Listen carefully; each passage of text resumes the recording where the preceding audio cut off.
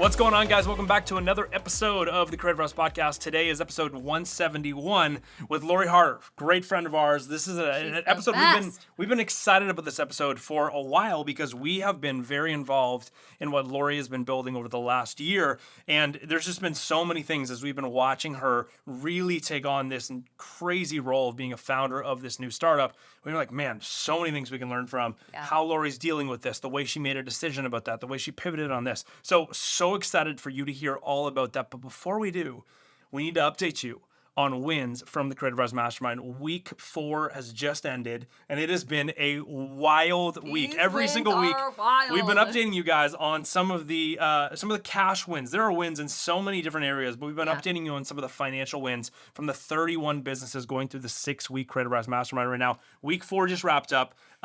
Rip off a few wins. These are crazy. Sarah made $34,000 in brand deals this last week. Crazy.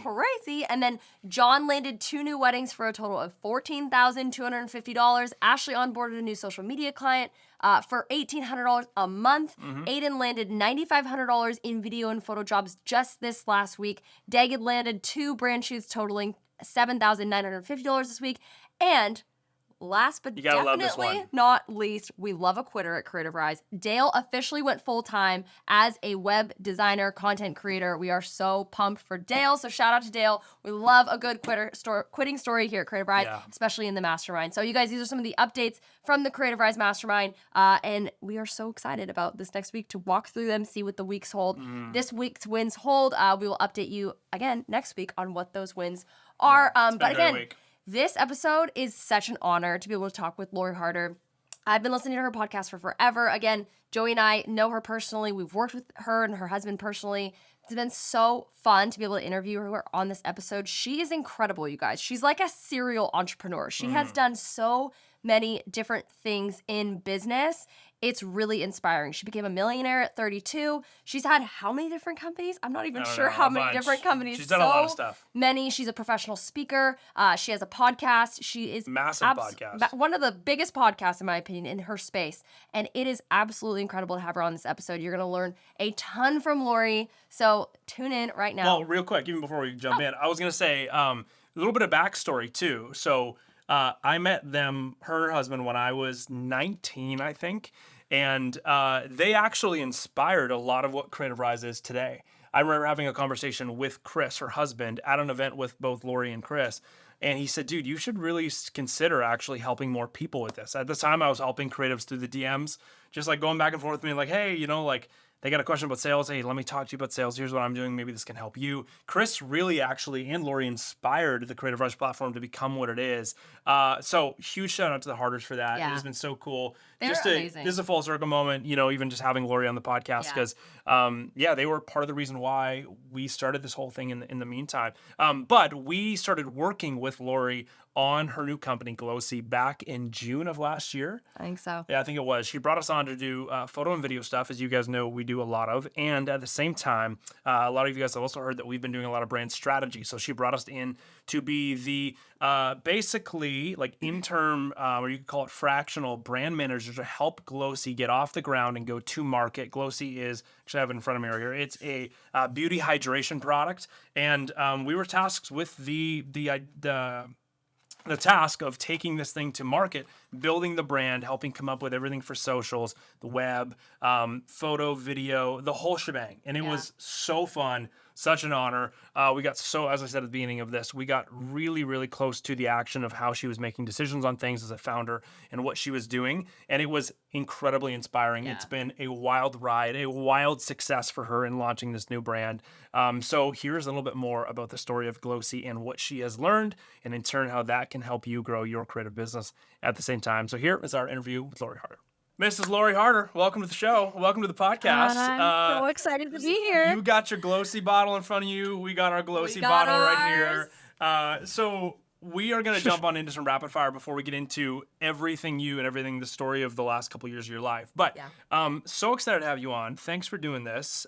We have gotten to work with you very closely over the last year, and it has been an honor, one, to do that, and two, to get to see the inner workings of Lori. And so this is a exciting show for us to record because I think your story, and you know this, and we know this is going to be so helpful for people. So thanks let's for jump being on into here. rapid fire. I'm so excited to be here. And you guys, I tell you this all the time, Lauren and I, who's my amazing right hand, but we're obsessed with you guys. And it was truly like the most fun experience of our working careers. So Literally So the most fun. I think So we fun. laughed we probably laughed more than we worked on certain shoots that we did with you. which is how it should be. Absolutely. It should be. It should Okay, be. so here's our Yeah. rapid fire questions for you, Lori. Where are you from?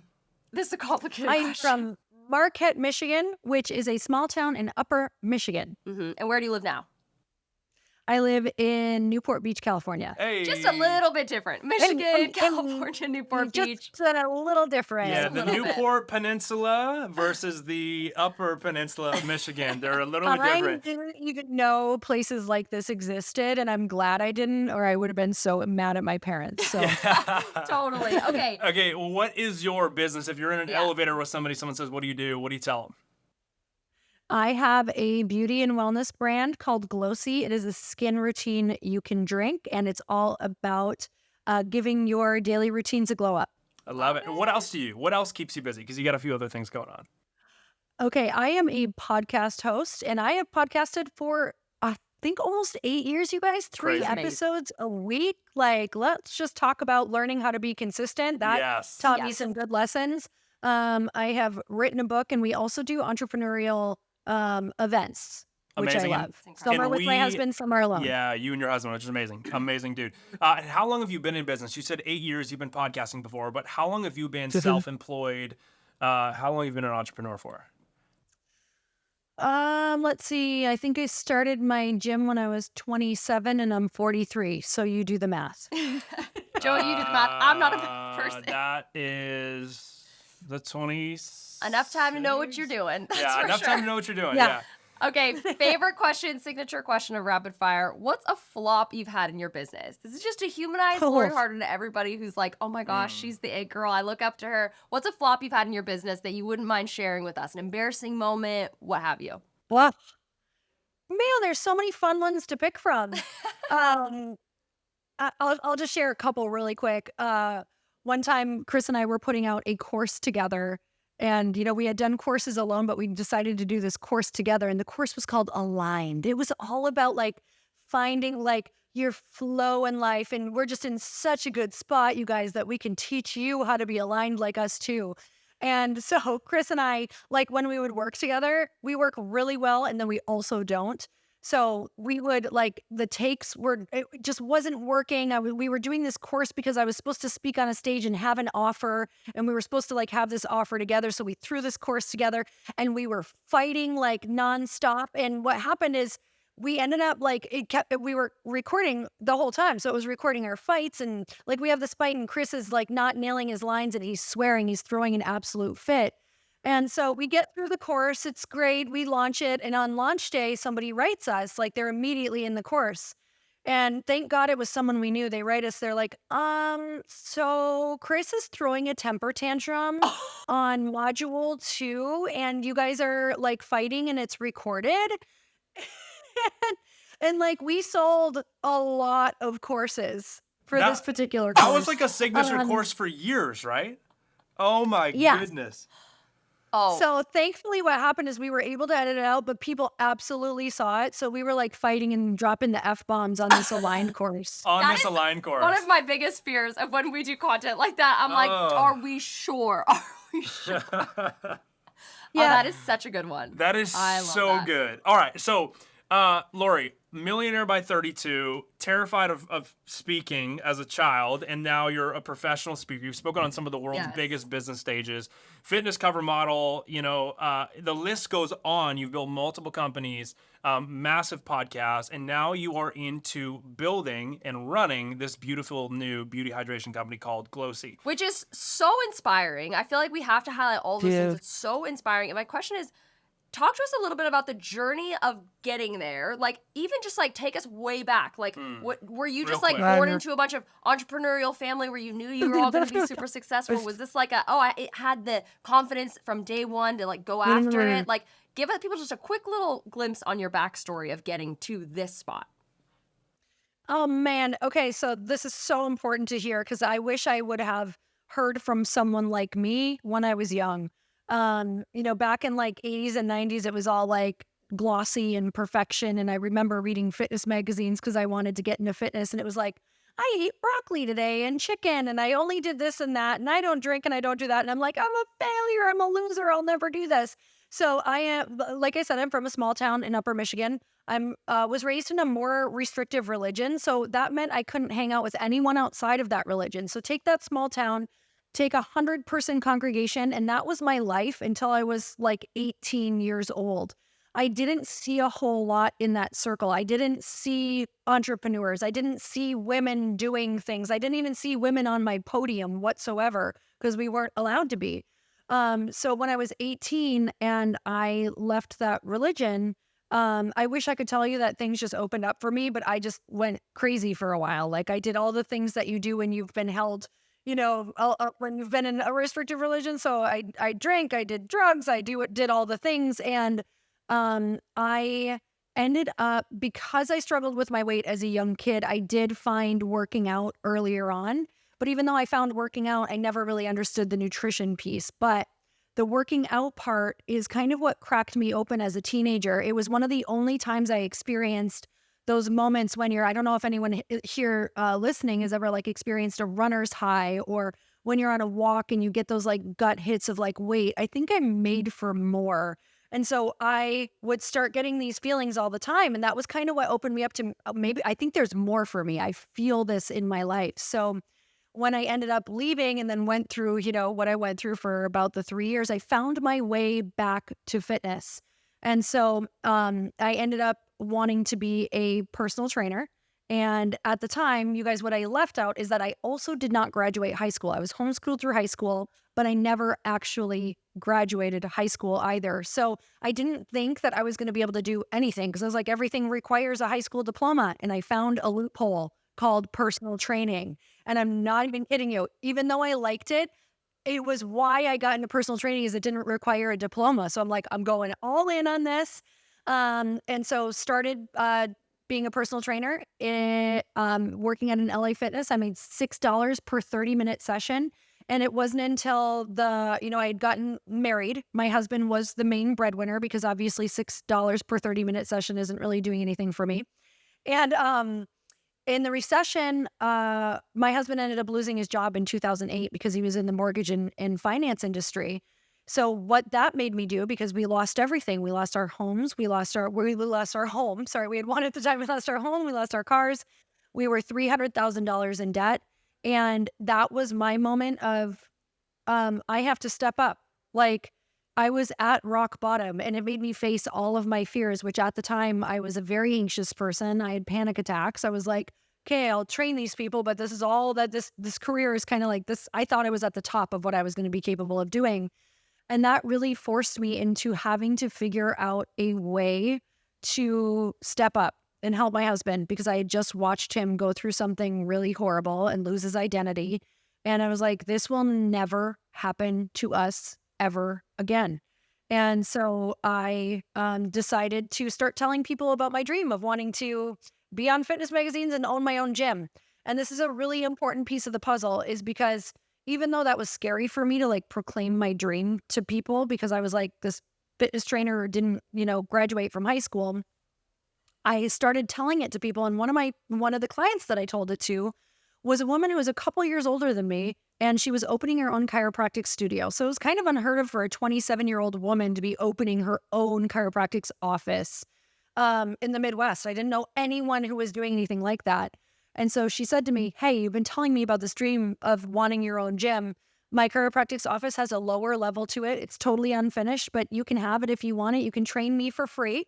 And then you can pay me rent like when you get on your feet and you get some clients. I said, great. Like in the next couple of weeks, I was in that unfinished basement with the insulation and the wires hanging down and like having people come down and totally lying to them, saying that we're under construction. I had zero money and zero intention of ever finishing this basement. I was like, mama needs cash. We're so in debt. We just got to like pay for our house or pay for housing. And so that's really what started it all, was like starting to proclaim my dream to people. And because my back was up against the wall and, we rock bottom is truly one of the most powerful places that you can ever be, because it forces you into getting really creative and being like, what are my options? What are my options? And so if you're in that place right now, don't ask yourself like, how did I get here? It's like, how could this be happening for me? Like, what is something that could be happening right now that could be forcing me to look at a creative way of making money? Like, who do I know? How could I use this to like face my fears? Like, this is forcing me into something. Yeah, that's so good. That's okay, incredible. so big fast forward to where you are now. That's What? a little early story. Where you are now is you, as we said earlier on the show, you just launched glōci in the past year. It's been phenomenal. You sold out your first batch. The brand is incredible. You've gotten phenomenal feedback on it. That, however, has been, and I'm going to put words in your mouth, but a roller coaster in some ways. And you as a founder have had to navigate some turns, some twists. And I think what I want to get out of you right now, for our audience and for us to continue to learn this, we've been so close to the story, but every time we rehear stuff, we learn from it. Yeah. I want to hear from you. When is it time to lay down and say, I'm done? Or go, oh no, my back is against the wall and I need to run forward? Like, when is it time to give up on something versus double down on it? Because this story of building your new company, glōci, has had a lot of twists and turns. So quickly talk about the story, real short, and then talk about, for anyone who feels like what they thought was going to happen maybe hasn't happened yet. Should they continue? Should or they do push they give down? up? Yeah, exactly. Oh, I have a pretty easy answer for this, but I'll tell you in 2020, I raised $2 million from 54 female investors. I'd never raised money before. I got help to raise that money. I'd asked someone who had fundraised that I knew, how in the heck do you do this? He said, you don't. I said, I'm terrible with numbers. He said, you don't have to know numbers. Like, you'll have help along the way, and they're going to teach you how to do this step by step. Great. I can do something step by step. So end up raising the money. It takes me about 1.5 years to raise that money. And it's during a pandemic, you guys. People were holding on to their cash. And it was all women. And a lot of these people, like, I only wanted women because I wanted to take them along this journey. So it started as something called Light Pink. It was going to be a non-alcoholic rosé and then a light wine spritzer rosé. And I was really passionate about this product because I had previously written a book about connecting women and diving into like breaking through surface level relationships. And although the book did well, it didn't hit the mainstream women that I wanted it to. And I was like, where are these mainstream women connecting? Okay, they're having cocktails. And so I wanted to do a lighter version of wine because it's like, we don't want to feel like crap when we're done like connecting and hanging out and going to these networking events. But I put 3 questions on the back of the can that were proven from my event, having it for 8 years, that I knew by asking these 3 questions, they would get an answer that they needed to go to the next level, get their next steps, whatever that was. Yep. And so this was the story. And what ended up happening during the pandemic is, minimum order quantities went up. So small companies like mine who were starting with smaller runs of a product because we don't have a ton of cash, it went from, let's just use this as an example. Okay, you can order, 5,000 lids to start, to it literally went to 1 million lids. So it's crazy. This was just one tiny example of what was happening. Not to mention the ingredient costs went up. There was a pandemic during this where you couldn't get aluminum for a while. Wow. The warehouses had shut down. The co-packers had shut down. I'm paying teams that all of a sudden I can't pay anymore because I'm like, I can't pay you. There's like, I'm going to run out of money. Yeah. So in the middle of that, what happened is, I actually went longer than I think I should have went because I learned this lesson. So for anybody who's like, how do you know when you should pivot? Well, I think you need to get somebody business savvy into your business earlier. So even if to ask them, hey, let me show you this. Let me show you my numbers. Let me tell you what's happening. Let me tell you the mistakes that I've made. Let me tell you where I spent the money. Let me show you what I want to be doing. Do I have a viable business? Like, do I have a viable business? What is this going to look like? And so I ended up asking that question a little bit later than I feel now looking back than I should have, because what happens is you can get like a little bit like embarrassed, or you can be like, oh, I'm just hitting these hard things. I just need to, I just need to keep going. I just need to keep doing this. Or, oh God, I'm so embarrassed to tell people that I I paid these people to do this and they didn't follow through with the job or whatever that looked like. I should have seen this happening. And so vulnerability, like getting vulnerable with where you're really at is the only way to grow really quickly. And so the more vulnerable you can get with people who have been there before, the more you're going to save cash, the more you're going to be able to pivot faster, the more you're going to be able to grow. So as much as we don't want to do that, because that's what we do, right? We don't tell people, we don't want to tell people that launch failed. We don't want to tell people we spent a shit ton on those ads and the ads failed. Yeah. But the faster we can get people who are doing well, or, you can have people look at it get involved, the faster you're going to grow. Yeah, I love that. And I think you represent that so well of like the fast pivot, as you said. Like, okay, let me get super vulnerable, let everyone see, and then let's pivot. And so you pivoted into glōci, which as we've come to know you and as we've come to know the product and as we've come to know the company, seems like it's so aligned with you, which is really, really cool. And you've launched glōci, which is, again, a skin routine you can drink. It tastes amazing. We have ours in our kitchen right now. And it's so, so cool. So going through, and you obviously didn't give up, right? You didn't like, okay, I'm just going to like quit this and go back to $6 an hour personal training, right? Yeah. You didn't give up. You just pivoted and started shifting towards something new, which is really, really cool. And I want to talk about like, what do you need personally to get through something like that in business? Whether it's a low season of your business and you're not pivoting, or you need to fully pivot, like what has been helpful for you in this last season, just personally, of like, how do you get through those times? Because I know there's a lot of people listening that are like, oh, I feel like I'm in a dry season of my business, or clients aren't coming through the door, or XYZ, they feel discouraged. What's the best ways personally, we can talk about business in a second, but personally, you feel like you're able to grow through that and really push forward? What's some advice you've gotten or things that you've kind of gleaned from the last season? Oh, I am just a totally different person on the other side of all of this. So I think the first thing that I want people to grasp, there's a couple things that you have to change some of your core beliefs around just like who you are and what you believe about your life and where you want to go. So I think the biggest thing for me that made me perceive the journey as like the actual reason, like the thing that I'm in love with, that takes a little bit, but I know you guys can get there. Yeah. So one of the things that I was able to do earlier on is I've always been able to pull future pain forward. Meaning if I don't do the thing that I want to do, if I don't do this dream, where will I be in 5 years? And not just where will I be, what will my relationships look like? How will I be sabotaging them or transferring this pain and like irritation and like resentment? How will I be transferring that to maybe my husband? How will I be doing that to my friends? Because they're moving forward and I'm not the woman that I want to be. So I know what I'm going to do. I'm not going to hang out with them anymore. I'm going to make them bad because that's what we do to protect ourselves. I'm going to make my husband bad. And I'm going to like protect myself and be like, well, I don't want to do that because here's why.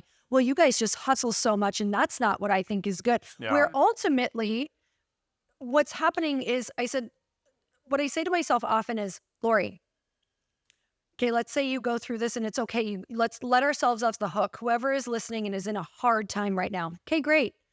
Stop that podcast. Yeah, it's hard. It is hard showing up once a week or 3 times a week. It sucks. So let yourself off the hook. That's totally fine. Okay, stop that company.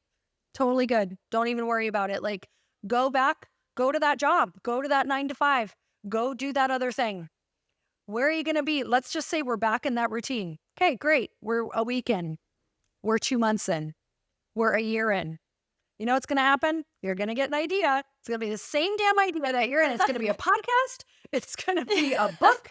It's going to be the same business. And you're going to be in the same thing with the same problems. And you're going to either have the same attitude the next time, or you can decide that you get to choose what problems you're solving. You get to be excited about it.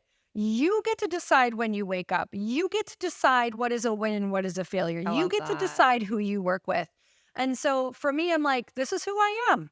When we can all decide as creators and innovators and entrepreneurs, when you can just say, this is who I am, this is what I choose, These are the problems that I get to solve, because without problems, you guys, I hate to break it to you, you actually don't have a business. So you should wake up and solve problems every single day. It's just that we get to choose what they are. We get to have this beautiful modality that I get to wake up to. And even though, yes, I'm like, oh gosh, I want to be making sales, I also get to express myself creatively. I also get to solve a problem. I also get to have something to market. Like, it's not like, what idea do I market? I don't know. I get to have something to go and innovate, like, and like market to different people. So you have to remember that we as humans need the challenge, and we love the challenge. Don't forget to tell yourself, like, the challenge is what gives you the opportunity to meet that next version of yourself that you're dying to meet. Like, without it, you don't get to become that person. Yeah, that's good. That's amazing. So I want to, again, total left turn here. I think this is important because a lot of the people listening to the show that know about you are going to be going, what does it look like to actually get in front of Lori and potentially help Lori? Like, what is the things that someone like Lori is looking for when it comes to a creative partner? And again, everyone listening to the show here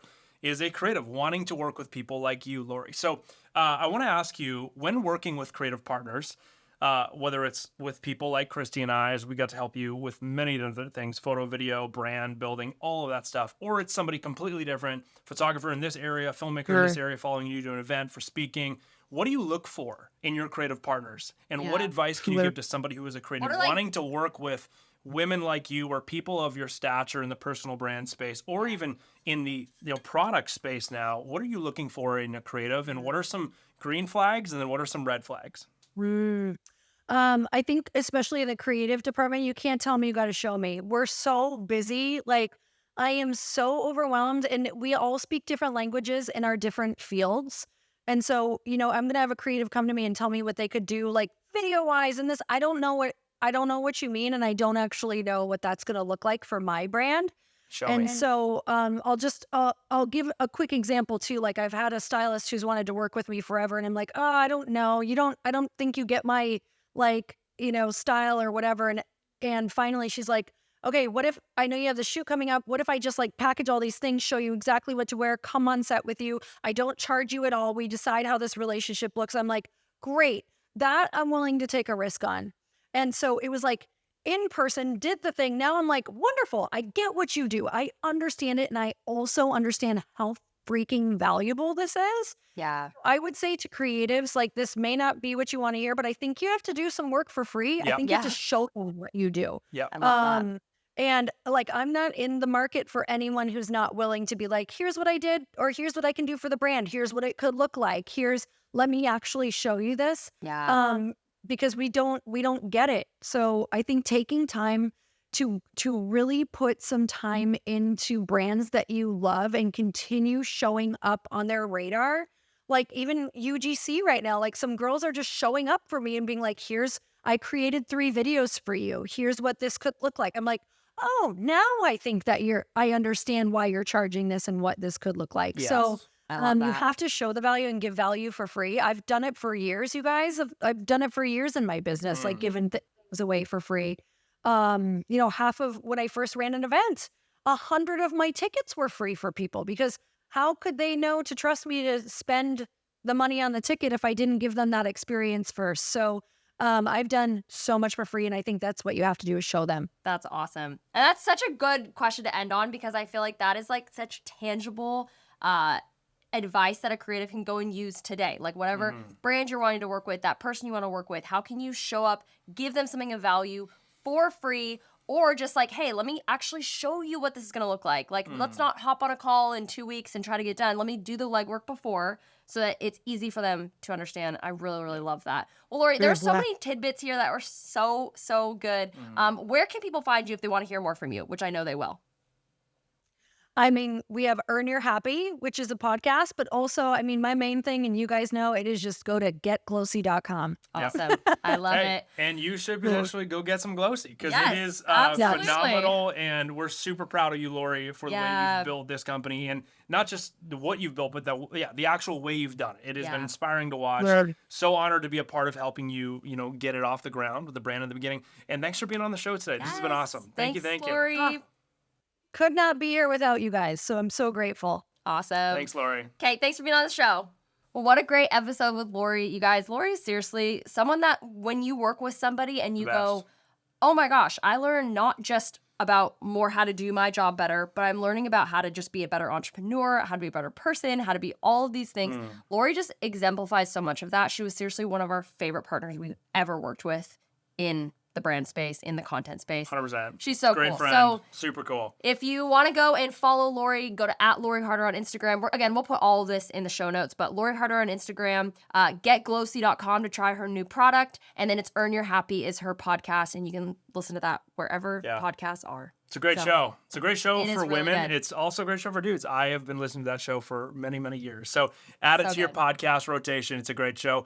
Lori, shout out to you. Thanks again for being on the show today. And guys, make sure you share this episode if this resonated with you, if hearing about the real struggles and the temptations to potentially slow things down or quit from someone who's accomplished a lot. Yeah. If that made you feel like, wow, like I feel like I can actually do this, or it was cool to hear somebody of that stature and entrepreneurship be vulnerable, like share this with a friend, share it on your story. One of the best ways to thank Lori for being on the show is just by tagging her in your Instagram story, screenshot this podcast, throw it up there, shoot her a DM, whatever that's going to be, but share this episode with somebody else who can also get value from hearing the story of building something and having to pivot and transition when things are shifting. So cannot wait to see you back here next week. We're going to have an awesome episode for you next week on the Creativ Rise Podcast. So glad you were here. Catch you next week.